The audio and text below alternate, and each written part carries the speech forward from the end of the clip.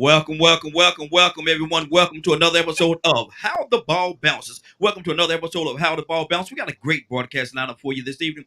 My name is Raheem. I'm just a question ask. I'm not important, but we got some fellas that's very important.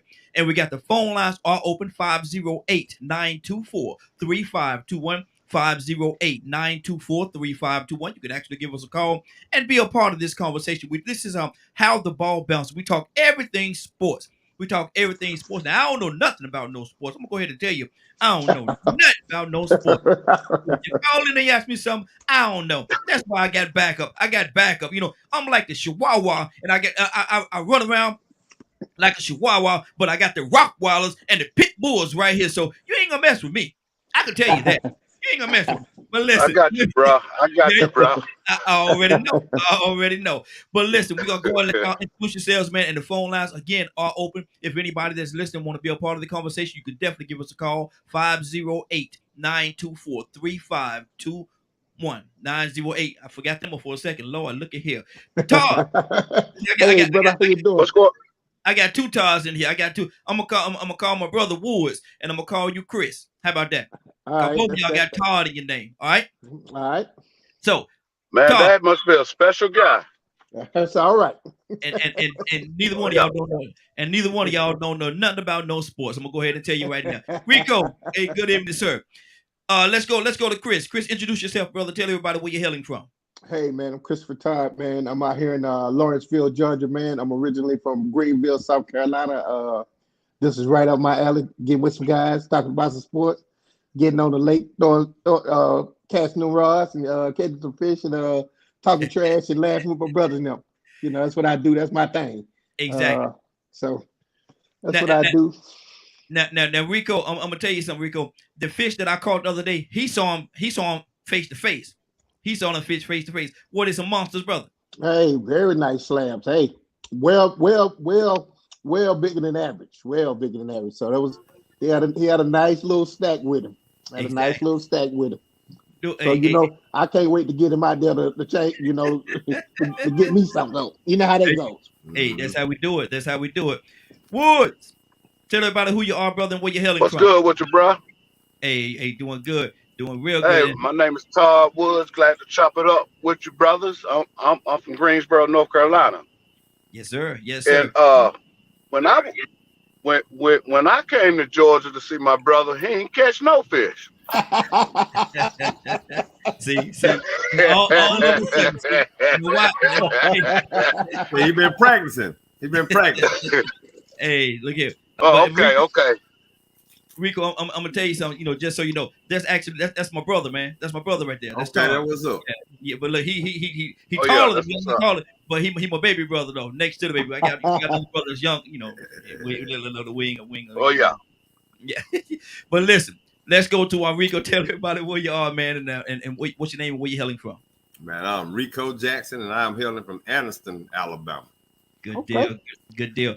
And we got a couple other people supposed to be joining this as well, man. Like I say, it was based on time and what they got going on. So hopefully they'll be able to come in and be a part of the conversation as well. As a matter of fact, I got a very special guest that should be here. He said he'll be here about 10 minutes after. He'll be coming into the video side about 10 minutes after. But this is sports. This is sports. So let's talk about sports, man. Let's start off with the NCAA, the men's bracket. We got 4 teams that's left. 4 teams that's left. We got Duke versus North Carolina. Mhm. Coach K. A lot of history is in that game because this is Coach K's his last year. Now North Carolina beat them out in the last tournament that they was in. Well, in the ACC championship. ACC. Yeah, North Carolina beat them. And I'm North Carolina. I'm baby blue. That's I'm me. baby blue. I'm baby blue from Jordan to Vince Carter to Rasheed Wallace. Everybody don't come through. Bill Phil Ford. Them. We from that area. Exactly. Dean Smith boys. We Dean Smith. The Dean Smith crew. And we also have now y'all got to help me on this, Villanova and Kansas. Rico, who do you see coming out of that Duke versus North Carolina? Let's deal with that part first. Who do you see coming out and going to the finals? Man, I'm gonna be honest with you. That series there is so unpredictable that is true. I mean, with Coach K being on his way out, them boys might be playing above their heads. Yeah, they might be playing out of their bodies. Now, even though North Carolina beat them that last time, I like the speech that he gave them after the game. And then that ceremony they had, those guys came out there, man, and it might have sparked something in them totally different. The magnitude of the fact that this is his last year. So I mean, man, you know, that might be a toss up, man. I'm just interested to see what happened. Okay, good deal. Woods, what do you say to that, man? Who do you have coming out, man? You got North Carolina, you got the Tar Heels, and the Blue Devils. Who you got? Man, the only thing Carolina would want to do is to ruin it for him. Yes.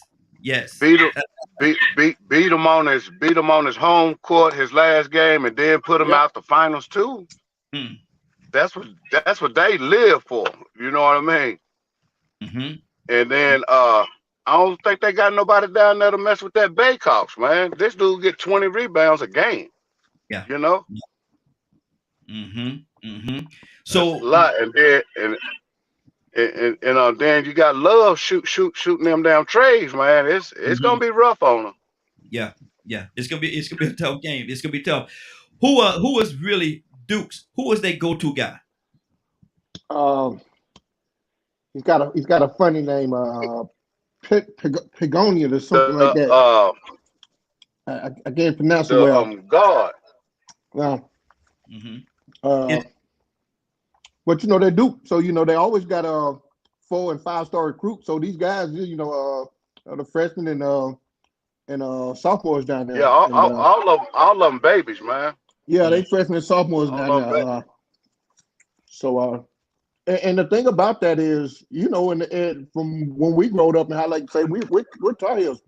Duke has always been it's always been Duke in North Carolina. When the ball down to it was gonna be Duke in North Carolina somewhere down the line every season, whether for the regular season championship, the ACC championship, or somewhere like that. If you're a fan of ACC basketball down there over the years, you know there's always a team that'll come through and they'll have a decent season, man, every now and then. But North Carolina and Duke is the staple. They probably the staple rivalry in college basketball.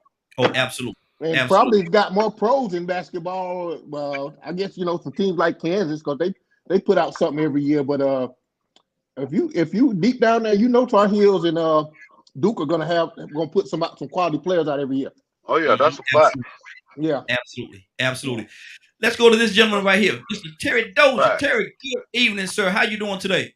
Blessed and highly favored. How you gentlemen doing? Hey, doing good. All right.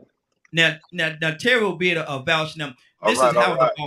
This is how the ball bounces. Me, Terry, and Kevin, we actually started this broadcast. What is it, about a year and a half ago, 2 years ago? Yep. Yeah, about 2 years ago. We did it strictly on the radio side. Well, Terry, tell them a little brief history about yourself, brother. And we're gonna lean at you. We're gonna lean on you as our expert because of your background. So tell us a little bit about yourself. Although expert, y'all can't see the quotations. Expert. Hey, yeah, I'm Terry Dozier. Most people will know me as one half of the Dozier twins. My twin and I, Perry, hail from Baltimore, Maryland. Back in the 80s when Dunbar High School, Paul Lawrence Dunbar High School in Baltimore, coached by Coach Bob Wade. We used to dominate the rankings before they started doing a lot of the prep and private schools. The East Coast used to rule the rankings back in the day. We produced guys like Reggie Williams, Reggie Lewis, Muggsy Bogues, David Wingate, Sam Cassell. There's a lot of guys that I can name that people wouldn't know, but man, back then we had the number 1, the number 2, and arguably the number 3 team all in the same school. We won 3 mythical national championships, 2 under Coach Wade, 1 under Mr. Pete Pompey. I was also a McDonald's All-American back in 1985. And we chose the University of South Carolina as our place to come. It was really to be a big fish in a small pond because at that time, the University of South Carolina was in the Metro Conference back when Louisville and Memphis State, Virginia Tech, Cincinnati, Southern Miss, I mean, it was a strong conference. They don't talk about it no more. Yeah. Man, we used to ball back then. Yeah. Yeah. Anyway, we chose South Carolina, like I said, to bring them out of the cellar. You know, you have that ego. If you can win a national championship in high school, you expect to do it at the next level as well. But unfortunately, back then, when your coaches change, when your coaching change happened after your first year, we just knew we made a commitment to go to a school, and we stayed there 4 years, no matter who coached it. Yeah. Now that you got the transfer portal, all you got to do is not like how somebody coached you, and you can transfer as much as you want, play the next year. It just changed the game. So I don't want to get on that soapbox, but I'm just letting y'all know my history. Played briefly with the Charlotte Hornets when I first came out. It was a short stint, but I got a taste of the NBA, and then I found my love to play overseas, where, when you go overseas, you find your real value because everything rides and falls on your game. And that's all I wanted to do, was be respected for my game. And played 12 years overseas in 7 different countries. Had another shot at the NBA with the New York Knicks when Pat Riley was there, and they were the beast of the East.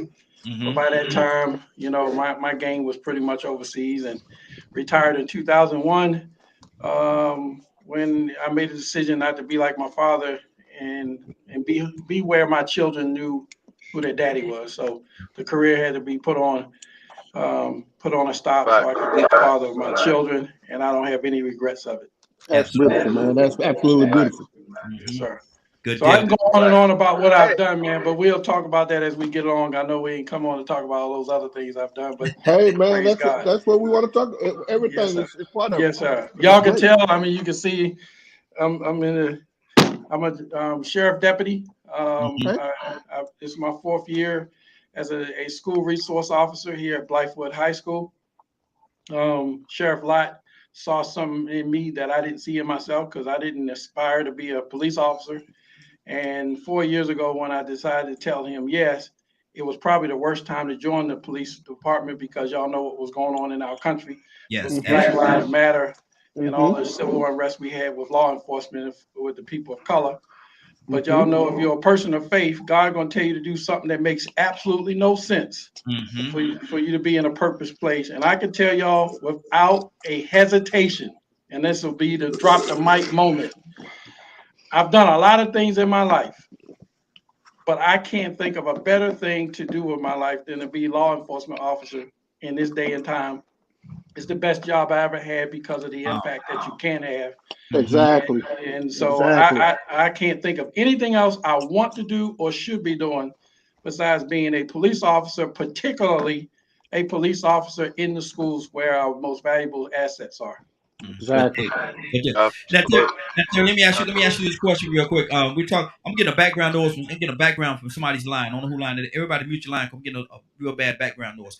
But Terry, we talking about the NCAA in the final. Now we at the Final Four, and we're discussing Duke and North Carolina. What's your pick and why? My pick is a blue blood. And I said that because we recently at University of South Carolina hired a new coach, and I have my opinion about who we should have hired. They did not hire him.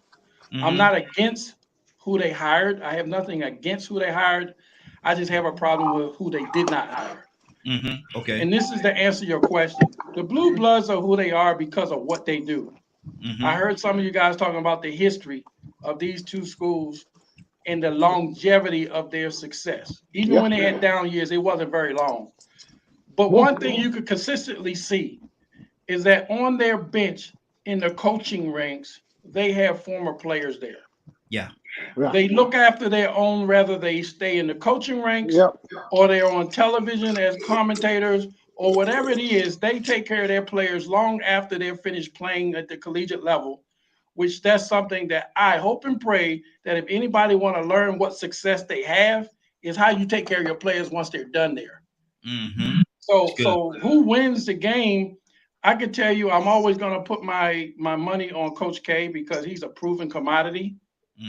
But I ain't got no skin in this game. I just want to see a great game because this is historic because it's the first time these two storied programs have met in the NCAA tournament.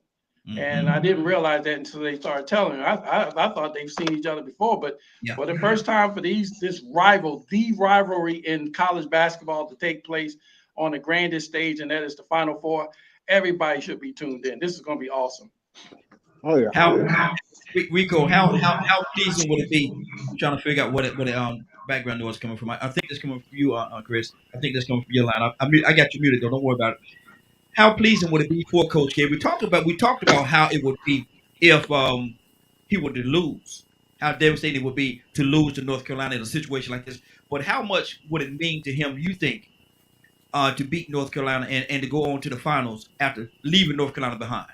Oh man, that would be a storybook ending. I mean, you gotta think about how him and Dean Smith's rivalry was. Yes. How important it was for Dean Smith to win before he left. Same thing with Roy Williams. I mean, so that rivalry, man, to me, that is the Mount Rushmore of rivalries when it comes to basketball. You know, you got Alabama and Auburn when it comes to football. Undeniable, can't nobody beat that rivalry. When it comes to basketball, that Duke and North Carolina, that little travel down Tobacco Road, man, just think about it, man. It's been exciting for over 30 years. Yeah. I mean, ever since I was a young child, you know, that Duke and North Carolina was a rivalry, and throw a little bit of Kentucky in there every now and then. But the thing is that ACC and those two schools being so close together, it's like, man, they're going to be tied together forever. Exactly. Woods, you right there in North Carolina, still in North Carolina, man. And I know the atmosphere has to be something crazy because you got both sides. You know, you can have to put 10 people in the room. 5 Oh yeah, definitely. Yeah, 5 North Carolina, 5 Duke. So they like 28 miles apart. Yeah. And my birthday is Saturday, and my girl, we're going to Outback. I'm telling her it's gonna be a whole bunch of people there. Absolutely. It's gonna be wide open. Hey, but look, I got a question for the fellas if you don't mind me asking, bro. No, go ahead. How do y'all feel about the college players getting paid? Wow. Me personally, I'm for it. I think they should have been paid a long time ago. And there's two sides to this argument. Some people will say, well, they getting this and they getting that and getting education, they getting. But my thing is, the colleges and the universities are getting a lot of money off these kids, off the young boys and girls' backs. I don't know how fair that is, man. I don't know. Rico, you want to tackle that? I think it's awesome that they're getting it. I think they need to put a cap on it, though. I think if they put a cap on it. I mean, and my reason in asking, now you got student athletes holding out of school because they feel like they're not making enough. That's why I say if you put a cap on it, then they won't have to worry about making too much or trying to hold out, because most likely they really only need enough to survive. You know, maybe take care of the families that they have. One, you know, do the things that you would do if you had a job. Now, if you paying those guys like they was talking about Bryce Young making over $1 million in NIL deals. I mean, man, right. Sooner or later, what's going to happen is you're going to have people leaving high school early to try to get that NIL money. You're going to have people getting that big money and they ain't even played a down on the field because the media hype going to blow them up. And before you know it, you're going to have a whole lot of overrated players and prima donnas that's probably going to end up not even having a chance to fulfill their potential because they were too young to even handle that kind of money. Because we know it's professionals that can't even handle that money. You know, when they get out of college, they have all that self-power and nobody watching over them to supervise them. And they show you, okay, I wasn't ready. So imagine these guys coming out of high school, dealing with a community and parents that's looking forward to them getting that money too. All that influence, man, it's gonna be a problem. Cousins, they ain't never met. Exactly. Terry, what's on your heart, brother? How do you feel about it? I'm gonna go completely against what y'all just said, but it's not so much of an opinion. I was one of those players that could have benefited from it. I already told y'all my background. If I gave y'all the history of how we have been used to a point where they say, okay, Well, you're getting a free education. That was what we was always told when it became a money issue. Well, they're giving you a free education. Mm-hmm. Number one, let me tell you, there was nothing free about my education because I had to work for it. Mm-hmm. Because if it was free, I didn't have to go to practice. I didn't have to go to weight training. I didn't have to do the study hall stuff. I could have just chilled in my dorm and got my education. But that wasn't the case. We were restricted from working. We had our job was to be a student athlete. That even when we wanted to have a little bit of change to get something to eat, it was a recruiting. It was a violation to give a student athlete a ride to class in inclement weather. It was a violation to buy a kid a cheeseburger when he was hungry because he came from an impoverished background. Oh, I remember the years where it was embarrassing to ask somebody just to get a little bit of gas just so you can go to the club where your friends were who didn't have these restrictions. All because they said you're on a scholarship. Mm-hmm. I'm saying all that for a reason. And this is about even at the professional level. Do you ever thought that the fact that these kids can get paid, the fact that somebody is paying them tells you how much more money somebody else makes because they ain't gonna give you everything they make. Yeah. All right. Here's the real reason why I said I'm for it. These restrictions were only put in place to affect people of color. Because all other sports that whites prospered in, they didn't have those restrictions. They had the ability to leave straight out of high school to start earning a living or go to school, i.e. baseball. All right. And they could profit off their likeness, name, and image before they okayed it because of the type of sport they were in, whether it was an Olympic sport or whatever. But when it came down to the revenue sports like basketball and football, where we dominated, all kinds of restrictions were put on it. Before they started even getting to that point, at one time you could go out of high school if you chose to earn it, but they realized they couldn't make money off of you. So they put a restriction on you. What? Your age limit. Then they said you had to go for a certain period of time. They had the Prop 48. They had all kinds of stuff just to control the money, not you. All right. So now that you have this ability to control your future, what I like about it is that what you do with your money when you make it is yours. Yeah. Yeah. Because one thing I can tell y'all, and I'm gonna get off this thing because I'm gonna always be an advocate for athletes because for so long people have profited and used them for their benefit, not ours. I once said, if you really care about education that much, I told them that long before they even got to this point. I said, if you really care about the athletes and you care about graduation, tie their earnings to graduation. Meaning, not all things were equal when it comes down to your scholarship, because you had some people on partial scholarship and you had some on full scholarship. It was based on what? Your ability. All right, so they still already do that. But what if you said, okay, you can earn this money, but based on graduation, you can't get it yet. That's a savings plan. That's a pension plan. Yeah. That's something based on the future so that when you're done, whether you go pro or not, that money's yours. Now you have an incentive to graduate as opposed to just chasing money. You're going to get your money, but we're going to put emphasis on you graduating. Your graduation rate will go up because people are going to go after that money. You're going to keep them in school for as long as you have to. And then the last thing, I'm done. With the transfer portal and the name, likeness, and image in place, we have had the most exciting NCAA tournament ever. Yeah. Yeah. It has not hurt the tournament at all. So I share all this to say, I believe in the ability to make your own way post high school, because what they have done is kept you from going straight to your earning potential out of high school just to profit off of you. So what we have done is figured out another way. So what they had started doing, the LaMelo Ball went overseas. Yeah.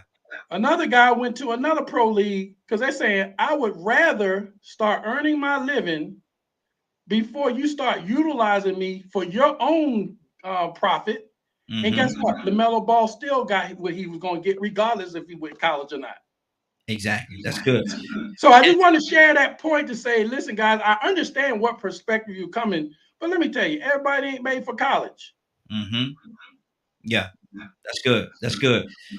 My issue with the whole situation is, and you say that they'll be able to stay in college because there's an incentive to stay in college and to graduate. But what's to stop them anyway from 2 years in and say I'm going to the pros? Here. Well, they got a choice though, because here's the deal: you choose to leave early, like my nephew did. My nephew left after his sophomore year, after they made the Final Four run. Yes. I'm still hearing criticism about my nephew, even though he's been playing professional basketball for 5 years. Why? Because of selfishness. The people will rather PJ stayed and hope that we get to another Final Four than to say they want PJ to make the choices for himself. And what happened is I asked them questions. Sometimes you got to ask questions. Why you want him to stay? They said everything from him improving his jump shot to getting stronger and becoming a better player for the pros, right? Are you with me? Yes. Guess Absolutely. what? I asked this question. What's going to get you better? 50% of your time or 100% of your time? Y'all feel me? All right. If he went back to school, only 50% of his time was going to be attributed to improving his game because he had to be going to school. But when he became pro, 100% of his time was improving his jump shot, getting stronger, being a better pro. And guess what? Once he started doing that, he was ahead of the game than if he stayed 2 more years in school. The only thing that was lost is that Gamecock fans didn't get to see him to play 2 more years for the Gamecocks. Exactly. That's good. Let me go now to we're gonna go to Villanova and Kansas. Who's your selection in Villanova and Kansas? Let me unmute you here. I got you muted there. Hold on, you muted, bro. Now we can hear you now. We can hear you first. Go ahead. Okay. I would take Kansas because they like seasons. Hell, they done been there like 26 times, right? Yeah. I mean, and I know every team is different, but you got a culture there. You know what I mean? Okay. But so all in a nutshell, I think whoever win that Carolina Duke game gonna win a national championship. Wow. Hold on, now you just took everything off the table that you put on for Kansas. You say Kansas, you talk how big they were, how great they, and then you just I'm saying Kansas. I mean Villanova is season 2, but I just think Kansas they got a little too much, man. So if Kansas, I had to just take a winner over all of it, I think it's gonna be Carolina though. Now you're talking wisely. Rico, who you got? Who you got, Villanova or Kansas? Man, I mean, if I had to just say out the top of my head, man, I would say Kansas. But man, I'm like your brother, man. I'm gonna tell you, after seeing Gonzaga go down, seeing all these upsets this year, man, and the parity, man, it ain't no telling what's gonna happen in this Final Four right here, man. I mean, like I said, I'm just anxious to see it because Villanova ain't nothing to play with. Yeah, you know, they could have easily finished at number 1 had they had a few things work out for them. I'll put it this way: both them and Kansas actually had a real good season. They both could make a claim for being the best team in college, just like Gonzaga could, just like Auburn could. But you see what happened. So, you know, I wouldn't be surprised to see North Carolina or Duke pull something out, man. I mean, it's a whole lot of adrenaline going on in that series right there. Oh yeah, it is. Todd, what do you say to that, brother? We're talking about Villanova or Kansas. Villanova or Kansas. Who you got in that round? I already said Kansas. No. I'm talking Todd. Now you Woods, man. Come on now. Oh, okay. Well, man, hey, look. Hey, Todd, you, my brother, you got to be a good person because you got a good name, but I ain't going to change my name, bro. I don't want to. Hey, you been Todd long as I can remember. I ain't never known you as nothing else except Todd. You keep that name, brother. But I'm talking to this Todd here this time. As a matter of fact, hey, thanks for letting me have my name. I do it out of love, brother. I do it out of love. Christopher, who you pick, man? For sure. Chris, unmute yourself, brother. You muted. Unmute yourself, Chris. Chris, you got to unmute, brother. You got to unmute yourself. You're muted. We can't hear you. We're gonna go to Terry. Terry, who you pick? We'll come back to you, Chris. Well, with that game, I would have had a different pick had Villanova did not lose a critical player in Justin Moore. Justin Moore got injured in his last game. He was arguably a key component to their success. He tore his Achilles heel, so he's out. He was their engine. It was kind of like what happened with the University of South Carolina back in 2017 when we got to the Final Four and we had to play against Gonzaga in the first game. People don't understand. I felt like we could have won a national championship had Sindarius Thornwell not got ill prior to that game. He played, but he was not himself. He didn't have the energy, and he was the engine that made us run. We wouldn't have got as far as we did without Sin. And I believe this young man Moore is that critical of a player that had he not got injured and played in the game, y'all talk about those blue bloods, but let me tell you, Villanova got ships too. Yeah. And they got a coach there that's been there, done that, and he's one of the best in the game too. If you check their track record, when they get there, they win. They, and so my point is, I gotta go with Kansas because of that one loss. And any team that's in the Final Four lose a critical player like him, you can cancel them out too, because you won't get there without your critical player.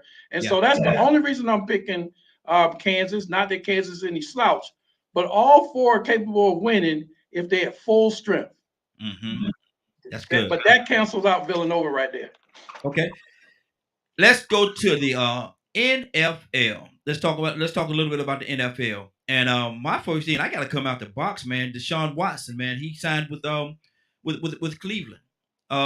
Rico, what do you see in that, man? What do you see moving forward? Because that's a tough. He's in our division now. It's a real tough division. You got Pittsburgh, us. You got Baltimore. You have Cleveland, and you have Cincinnati. That's a tough division, man. Those are hard hitting teams. Man, he about to be in trouble up there, man. For some reason, man, Ohio. To me, you just have some cities that football ain't gonna work in. Yeah. Like Jacksonville. Jacksonville, man, that football team ain't gonna never survive because the environment around it is so toxic, man, that the atmosphere sort of, taints it a little bit. And I'm seeing the same thing in Cleveland. I watched that Hard Knocks that one year when Baker Mayfield got drafted.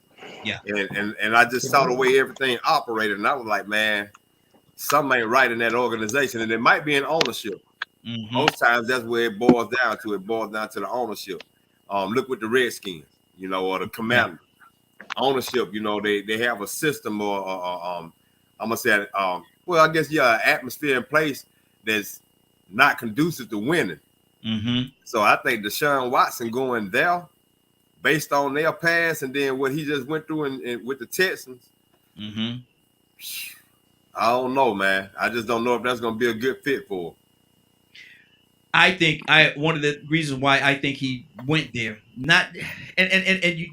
play the game because you want to win the championship. You want to win the Super Bowl. But I think it was a money thing with him, man. Look how much money they gave him, guaranteed money. They gave him all that guaranteed money. Is that and that makes you wait? And Terry, I can come to you on this. That make you wait. Is the money worth more than the championship, or the championship worth more than the money? Because you get out there and you dedicated your whole life to this sport. You want to win a championship. So Terry, what do you think it is? Unmute, Terry. It's a business, man. Listen, it used to be back in the day where you can follow a team and a player throughout their whole career, and you can be. I'm still a diehard Dallas Cowboy fan because I grew up in the 80s. You know what I'm talking about. Back in the days when they dominated, you were either a Pittsburgh Steeler or Dallas Cowboy, or you were San Francisco, or you were, y'all feel me? It was the team that dominated when you grew up. So that's when you become a fan, and they can do no wrong no matter what. You got to be a diehard when your team don't even make the playoffs for a number of years, and you still going to say, I'm going to wear my gear, right? Yeah. Here's my thing. It's a business, right? And when I say it's a business, there's no way that Deshaun, with the cloud that was over him, would be going to anybody if it wasn't a profit in line. Yeah. They didn't pay him all that money if they don't expect to recoup it by people being interested in coming and watch this guy play, because he's still arguably one of the top 5 quarterbacks in the league when he's on his game. Yeah, so they went for him with a bargain when you consider the longevity they expect to get out of him. The quarterback is still the name of the game. Yeah.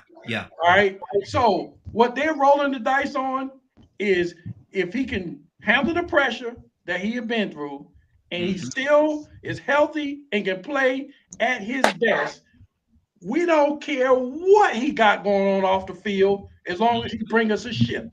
Yeah. And as far as they know, the history of Deshaun Watson is he's a champion. He knows how to win. So it ain't about his character until they don't win. Once they don't win, you get rolled under that bus just as fast as they started it up. Exactly. But what do you say to that, man? What is going on with Deshaun in Cleveland? Does he have a chance? Go, you Baltimore. No, well, you Denver. You don't know about Baltimore. But go ahead. I think they're gonna take the conference. I disagree. Pittsburgh, they on a rebuild. He the best quarterback in that conference. That's all they need. They got the best running game in the conference. They just need a piece here and a piece there. And I mean, Baltimore is rebuilding. You know what I mean? I mean, Cincinnati would be the only threat to them, but then he's better than Burrow to me. You know, that's my opinion. I'm not gonna sit here and just let you wash my team away, man. Hold on, man. Hold on now. Am I gonna just sit here and just let you throw my team away like that, man? You know I'm a Steeler, and you know what you're doing right now. Cut it out, man. Go ahead. Look here, you're gonna totally disregard my Steelers. I mean, y'all on a rebuild. Y'all just got rid of Juju. We don't need him. Not only that. Look at who you got throwing the ball to him. Yeah. I mean, Pittsburgh actually went out here and got a backup quarterback. Well, I'm thinking they're gonna. You know what I'm saying? They're gonna get Haskins back where he need to be, though. They'll get Haskins back. By mid-season, Haskins gonna be the quarterback, the starting quarterback. Which is another backup quarterback. You see, I mean, they gonna shock the world, especially, and they talking about getting Odell back along with Landry. I don't think neither one of them will come back to Cleveland. Not there.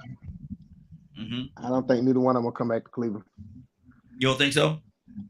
Well, here's where we at with Cleveland, to me, and as far as what they're doing, what they do have is that running game. But with the money that they just gave Deshaun, who are they gonna bring in there? Free agent? Are you gonna draft wide receivers? That's the plan. We're gonna go to the draft, find some wide receivers. Who he throwing to? You got Njoku, the tight end. That's his best receiver on the field, on the team right now. The defense was solid, but but they got one of the best rush games in the league. Well, exactly. Nick Chubb and Kareem Hunt. You absolutely right. But who are you throwing to? They got Deshaun Watson. They gave him all that money guaranteed. You got to have a big name. That's what separates Cincinnati. They got a good quarterback, but they got top flight receivers. Jamar Chase on one side, T. Higgins on the other side. You got to have somebody put it in their hand who can do something with it now. So we'll see how that works out. Speaking of Chase. Speaking of Chase, did I see that right? He tore his ACL up one day this week. I hope not. I haven't seen that, and I didn't see that, so I try to stay up on it 3-4 times a day, but I had to go back and check that out now. But anyway, we as far as on the topic now, we ain't gonna just watch Lamar Jackson and the Ravens out there. Y'all seen how they there you go. Down. You see how they went down to the injuries last year, man. Running backs, one after the other, man. So I ain't gonna just throw them away. You got a coach. When has he ever won the big one? When has he ever won the big one? Who, Harbaugh? No. Him too. When have he ever won the big one? Who are you talking about? Cleveland coach? Jackson. Oh well, I mean, little more. Yeah. I mean, you're talking about guys who are just ending their rookie deal. This is 25 years old. This is a bunch of expectations because of dudes like Mahomes. Them can't in the league right now and don't went to a Super Bowl and a couple conference champions. These are young guys, man. And so when you start asking that question, when do they win the difference, man? You look at guys like Elway and Marino. That's what you gonna say about Dan Marino? When he never won the big when you know who he was. You know, how do you feel? Let me ask you something, Chris. How do you feel about the way that Jackson plays Watson as well? Because these are guys that instead of standing in the pocket and throwing the ball, they'll take off and run, thus increasing the possibility of getting hurt. Well, I will say this. Deshaun Watson is one of the top quarterbacks in the league, man. We just gonna leave that right there. To me, Lamar got a little bit more he can improve on, man. You know, he's got a little bit more he can improve on in his passing game. We all know he can get out there and put in some work with his legs. Yeah, you got to get a little bit better as a passer, and you gotta have some weapons though, man. If your tight end ain't gonna be your leading receiver, man, I like little Hollywood Brown over there, but you need a big target over there. Down there when it's cold, man. Late in the season, Cincinnati, Pittsburgh, bottom. It's cold, man. Them little receivers don't want them balls, man. They start running. Like catching bricks, brother. Like catching bricks. They let linebackers cover them. Yeah. Hey, John, let me say this because y'all talking about black quarterbacks who, you know, they have not proven themselves to be good passers, but they run a lot. But I watch it in a different way because I didn't play football, but I watch comparative to the white counterparts. All right, these guys have to run. Man, I watch Tom Brady sit there and look at his fingernails. He's checking his stocks before he even throw the ball because people ain't getting to him. It's amazing when I watch some of the white quarterbacks have so much time to read their different options. Where as soon as a black quarterback catches, he's running for his life. Yeah. I wonder what kind of quarterback those guys be if they could sit back there and read their line of progression.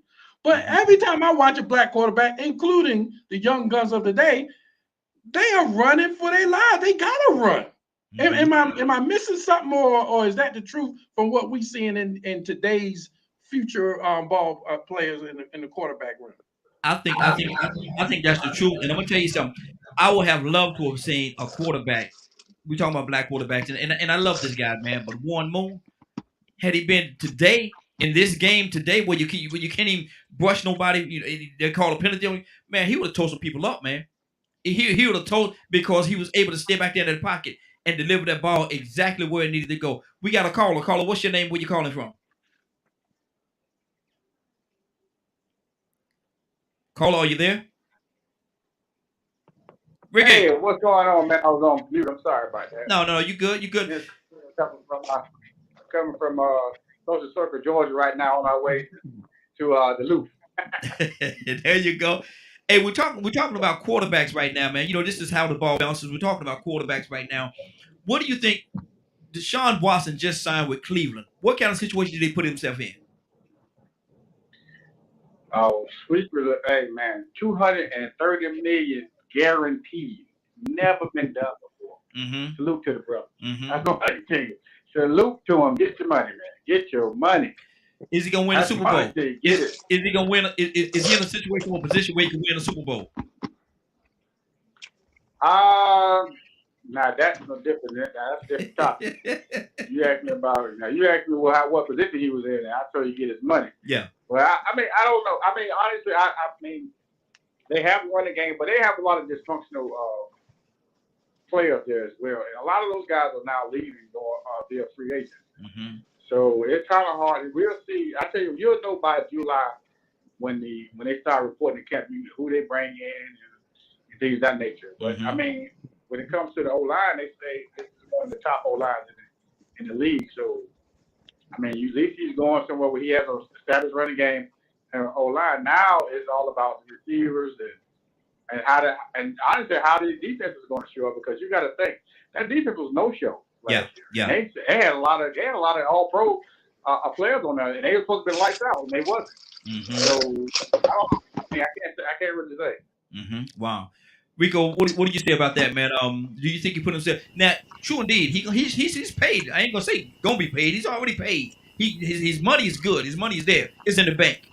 But is he gonna win in the next 4 or 5 years? However long his contract is he gonna win a Super Bowl?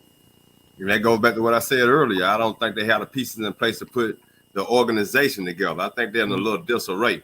You know, some organizations are pretty consistent, like the Ravens. Yeah. You know, their organization was so consistent that they lost 3 starting running backs and came back with 3 old free agents that were sitting at home and, man, made a lot of noise. Yeah. You got to think about it. Lamar Jackson I think he got hurt. Got to think about the noise they made, man, with reserves. That means that's a solid system, man. Just like with the Patriots. You can come in there with Mac Jones and have, you know, these no-name people winning and contending for the playoffs. I don't see that with Cleveland. You know, Myles Garrett did his thing on defense, but after that, what happened? You know, you got Chubb and you got the running back. Deshaun Watson would definitely be another running threat, but if he ain't got nobody to throw it to, his running game ain't gonna be worth 2 cents because he won't be a threat with his arm. See, most of the time he's good because he's a threat with his arm. Yeah, he won't be a threat with his arm if they don't get him in the receiver. So, you know, I think if the organization doesn't scout and bring in player personnel good, he's just gonna be up there getting money and getting booed by the dog pound because that's another rough fan base. Exactly. Let's switch. We got about 10, 11 minutes before we get out of here. And I want to ask this question. Kansas City. And Chris, I'm gonna come to you on this right here. We actually talked about this a couple of days ago. They let Hill get away. Now Hill got paid where he went. He got paid, got his money. But how much is that who is that gonna affect more? Is it gonna affect Kansas City or is it gonna affect Hill by not being in Kansas City? Well, it's gonna be a little bit of both. And because you don't get a guy like Hill, generation talent, man. You that speed right there. And football speed, who have you ever seen faster than Tyreek Hill in football speed, man? That play that he took the ball to the house on Buffalo, where he started giving them the peace sign about 30 yards out, just coasting. 5-6 yard slant, I'm going. Game on the line, everything, coasting down the field. So what he is, but see, he's a deep threat. That's where his speed goes. So he's a deep threat. But he went to he lost like the quarterback that he is playing for now. He's very improved. So we're gonna see what it is. Mahomes. Now the top is off of his offense. Now you bring in guys, Valdez, Scanlon, them, Lazard, them, whoever they put on the other side over there. Travis Kelce. You're gonna put your best corner on Kelce now. You know, it's going to change the game for them, man. So it's going to be a little bit of both. So we'll find out about that, but I think it's going to hurt Tyreek Hill because Tua is not Patrick Mahomes as far as Tua. He probably throw the ball 50, 55 yards, man. As far as Mahomes throw the ball 70 yards down the field. You can outrun a man, you know. So you only can drop a man so far till you're playing a prevent defense. So I think it's going to be But I want to say one thing, though, what the caller called in when he said, get your money. Well, I'm going to tell you about getting your money in the league now. If one guy get the money, then you don't get to bring people in around him to get to them Super Bowl. He can be down there with the money, but who you going to bring in there? In another year, you start, now you got other guys on your defense who become free agent. Myles Garrett now. Guys like that, they're going to want their money. You got one guy with over $200 million tied up with. They're not gonna. They're not. It ain't gonna. The thing they had last year supposed to look good on paper. They're gonna be in worse shape than the Falcons was with Matt Ryan. Yeah, in worse shape. Yeah, exactly. Woods, what do you say about that, man? Who's in a better situation, Kansas City or Tyreek Hill? You're muted. Win for both parties because Tyreek Hill is gonna get his. You can throw him 5 yards, he can turn that to 80. You know what I mean?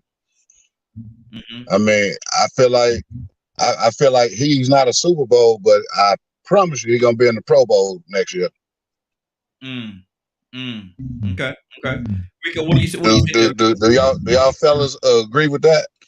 I agree. I think that was a win for Tyreek because, like you said, me and Raheem talked about this the other day. Everybody says that Tyreek is a deep ball threat. He is, but we have also seen that man catch a 5 or 10 yard pass and run that thing through defenses. You get what I'm saying? And that's the reason why that offensive coordinator bought him into Miami. He wanted to pay him that money because he knew if I can't get to it or throw it deep, I know I could get him some short passes. And with Tyreek Hill and Waddle on, man, 2 sides of the field, yards after the catch fishing to go crazy. Because you might not be able to find a DB that can cover Tyreek Hill. It's a long season, though, brother. It's a long season. You have to do that every time that little short pass, and it's a long season. It's a real long season. You can get 15, 20 yard passes. I mean, that's what he does. Listen, he got to run and get to the long ball. Mahomes pitched the ball backwards to him. Yeah. And that's all he needed, space. Wow.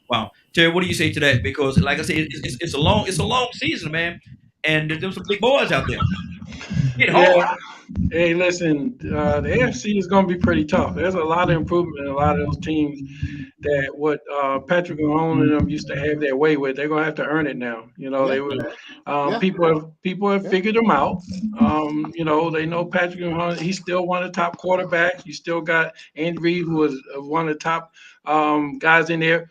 But what we're going to learn now is what kind of adjustments can you make now that everybody has improved their stock.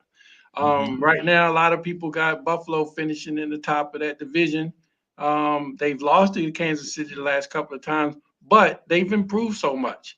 And once you start realizing in the pros, everybody is the same until you start having to deal with those one little moves that you make, those off season. And then, of course, y'all know in sport, especially that sport, injuries play a key part.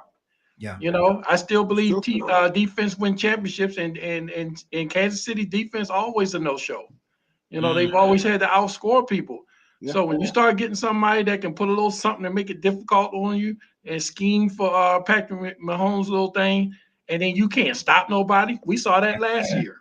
They really hurt with their defense more than they worry about what their offense can do. Because once somebody can score on them, you know they can't stop them. Exactly. One more thing. We're gonna talk about one more thing before we get out of here. And Ricky, I know you back on the phone line. We lost you for a second. We got you back on the phone line, so I want to come to you. And Tom Brady, retired, unretired. Did he make a mistake by coming back? What do you say to that? I don't know. I mean, that's up to him. Again, that's his decision. I kind of figured out. I'll tell you this much, and we kind of had the discussion at work about this. I truly believe that he was hating that Matthew Stafford outdueled him in that playoff game, and I think he was eating him up. That's just my personal opinion. It's a pride thing. I don't know. It's a pride. Yeah. I truly believe that's what his motivation than anything else. I think if he would have won another championship, we wouldn't be having this discussion right now. That's just my personal opinion. And see, my thing is, man, that very same pride. He's in a tough league, man. He's in a, these guys are serious, man, and you got some guys out there, Rico, that may want to just put a notch on their belt. That I'm the one that sent Tom Brady home, man. I'm the one that I did it to him. Go ahead, Rico. What you say to that? I'm pretty sure that's been happening every season after he with all them Super Bowls. But the thing is, like Ricky just said, he left a Super Bowl on the field this year. He left a Super Bowl on the field. They call him old, but he was this close to being in there again and winning another one. And I think he wanted to come back mainly because you know what beat him? It wasn't the other team. It was analytics. Going for it on fourth down instead of kicking field goals when they was in the red zone. They did that 3 times and left them points on the field, and them same points came back to bite them. That wasn't the only team it happened to. But I think he looked at that and thought about Andy Reid and how stubborn Andy is because they bump heads. And I think he probably had a talk with Andy. Andy to go back and say, look, man, let's cut this analytics stuff out and let's get these sure points sometime. Going for it on fourth down and leaving these points on the field cost us. I'm supposed to have me a ring right now. And really and truly he did. because it came down to that last drive. Yep.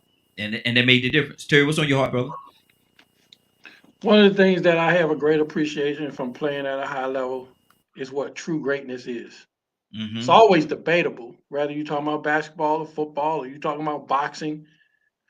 What separates greatness from just good is their mentality. Mm-hmm. I don't believe it was just the fact that they lost. It's a mentality when you're great and still one of the top quarterbacks in the league. It wasn't like the young people made him feel like, man, I'm done. You know, he was still getting it. All right. Yeah. And this is the reason why LeBron plays as long as he did. Young people can't retire him. You know, and that's why I want to talk about what greatness is. Greatness is longevity dominating. Mm-hmm. With football, you got to take in consideration there's two sides of the field that he don't only play on one. Basketball, you play on both sides. Yeah. So a lot of times you can justify, look, I'm still getting it done on the offensive side. We just got to shore up the defense. We just got to shore up our special teams. So there's nothing to make him say it. And then in a comedic way, when you spend a little time at home thinking about, okay, I got to be at home, deal with these kids. No, and you got all them honeydews, bro. Let me tell you, you start thinking, man, I'm going back out there and deal with these kids before I start dealing with honeydews all day long. But honestly, when you're great, man, you never think it's time to give it up until Father Time says it's time. Right now, Father Time haven't told him because, like LeBron, those two guys have found a formula to take care of their bodies where major injuries have not told them that it's time to give it up. As long as you're competitive, you feel like you can go out there and play until somebody retire you. Exactly. Christopher, what's on your heart, brother? Talk to me. I just think it's that the classic athlete thing, man. Well, we've seen that in the history of sports over and over and over again, man, where guys don't know when to quit. Yeah. You know, and to Mr. Dozier, piggyback off him, but when you're still playing at a high level, then you want to still play. Mm-hmm. You want to still play, when you say, hey, when I can't do it no more, that's when you think it's time to go. So we've seen that in people's careers. Yeah. Over and over and because he probably thought he would never leave New England. He thought he'd be with the Patriots his whole career, and that would have been where he went out. For all those Super Bowls, all those victories, you want to leave with the same team. But once he's got past that, and he can still play at a high level, and then we went down to Tampa Bay and got another Super Bowl. Yeah. And was right back down there to get out. And they probably had Chris Godwin, the wide receiver, got injured. They probably would have still had that game that they lost. They got too far behind and had to come back. And he didn't have the firepower at the end, but he brought him back.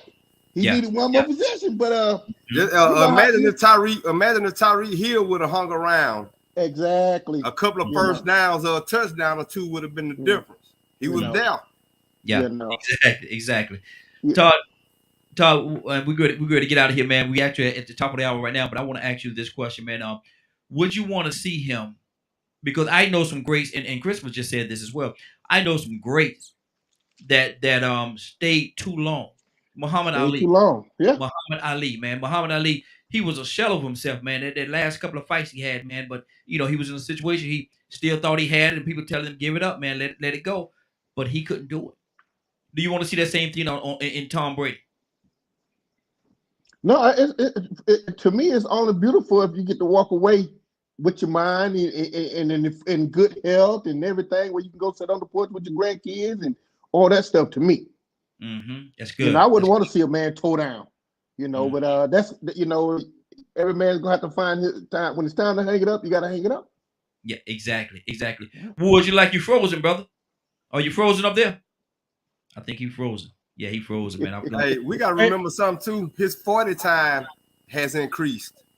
He's faster and stronger than he was when he came into the league, man. I mean, that's a lot. Yeah, well, Mr. Dozier said that, what we talked about, they wasn't protecting the black, but you ain't never heard, it wasn't no, Tom Brady didn't have no protection, But those guys, the great guys, they make a sacrifice. See, that's the difference between these young guys now. When the guys say, just get your money. Well, them guys like Brady and them, they were making sacrifices along the way. Hey, pay this guy. That's how you get championship. Hey, pay this guy. I'll get my money on the back door. I'm Tom Brady. I got another $50 million in endorsements over here. I'm gonna get my money. My wife Giselle, She worth $400-500 million. These, if you want to, you're gonna have to make a decision of if you want to get your money or do you want to win championships.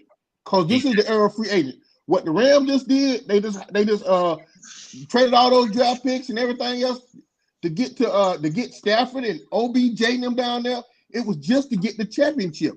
Mm-hmm. So and I'm with you. I ain't got no problem when people started criticizing LeBron with doing all those, these super teams and stuff like it. Yeah. Listen, back in our day when the leagues weren't so diluted, you had super teams. Those were super teams.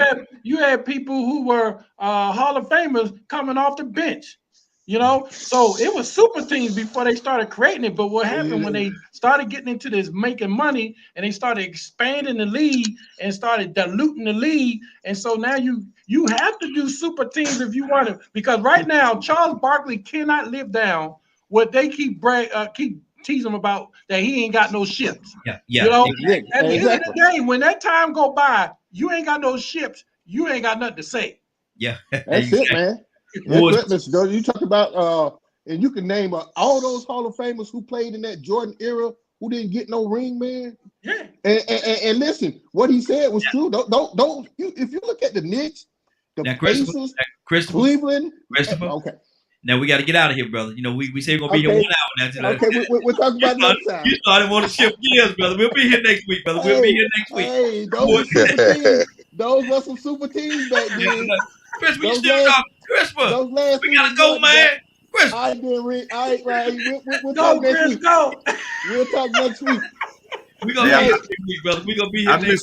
I misspoke a second ago too. I didn't mean Tyreek Hill. I mean if Antonio Brown hadn't left. Yeah. Tampa Bay. Yeah. Okay. Yeah. Woods, what's on your heart? Hold on, Chris. God almighty. Woods, what's on your heart? What did you say to this man? We ended it with you. What's on your heart, brother? Well, I felt like Tom Brady retired knowing he was gonna come back. Yeah. It was almost like I'm gonna retire and then let free up some money, fix a couple of pieces, then I'm gonna come back. Mm-hmm. You know what I mean? Because who retires and then pick where they want to go? Exactly. Well, we're going to get out of here, man. It's been a great broadcast. I'm gonna throw some out there. Please don't nobody say nobody don't have to answer. But should Will Smith be locked up right now? Okay. Yeah, we got to get out of here. It's been a great broadcast, man. I want to thank everybody for joining us, and more than that, I want to thank you for allowing DKM Media Group and Associates and How the Ball Bounce to be a part of your day. We're actually going to be here every Monday from 6 o'clock to 7 o'clock. So make sure you spread the word. We're going to talk everything sports. It's been a great broadcast. You all take care of yourself. Have a great day, and share love. It's a beautiful thing. Y'all take care. Have a good one. All right, bro.